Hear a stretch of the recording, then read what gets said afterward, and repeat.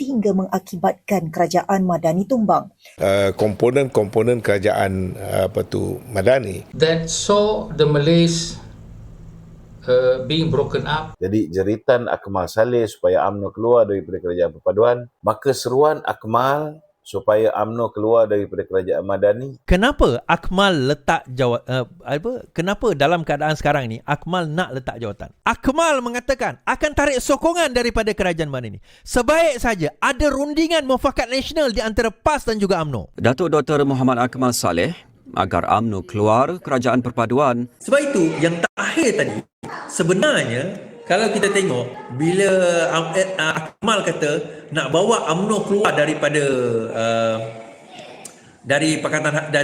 Madani, kita keluar daripada kerajaan perpaduan, parti yang berpecah dalam dalaman, ataupun DAP liability sentiment, ataupun UMNO yang dah kita tahu dah lemah. Parti DAP adalah parti yang mengamalkan demokrasi dalaman. DAP pun akan berpecah kan.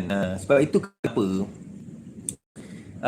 kenapa dalam DAP itu sendiri, kenapa orang dah mula main sentimen untuk nak nak supaya what do you call that, sefahaman dalam Perikatan Nasional, ketegangan dan ideologi dan strategi dalam DAP kan.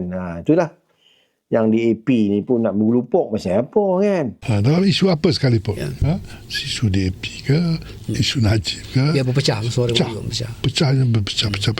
Kasi orang tahu, memanglah UMNO takkan join DAP. Angkat DAP jadi kerajaan. Can DAP get the Prime Minister? Lagi second term, maka DAP akan berkuasa.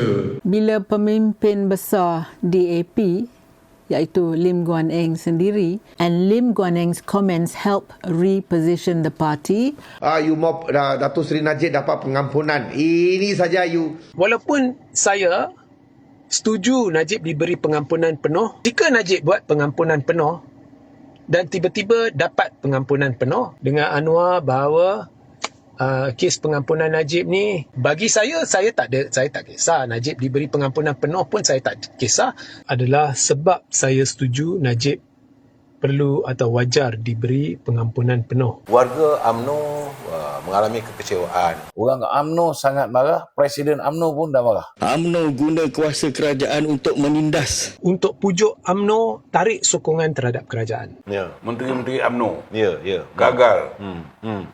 Saya boleh katakan emosi orang UMNO sangat terguris. Ya. Saya pun heran juga DAP. Kenapa nak bergaduh dengan UMNO? Biarlah kat dia. DAP and UMNO cannot work together.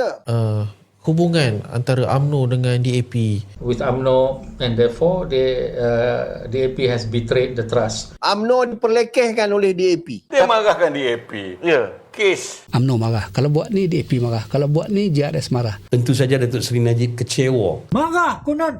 Bila Datuk Najib bantu. That's why dia menggunakan isu Najib. Once DAP serang Najib, berikutan dakwaan tikam belakang dalam politik perlis.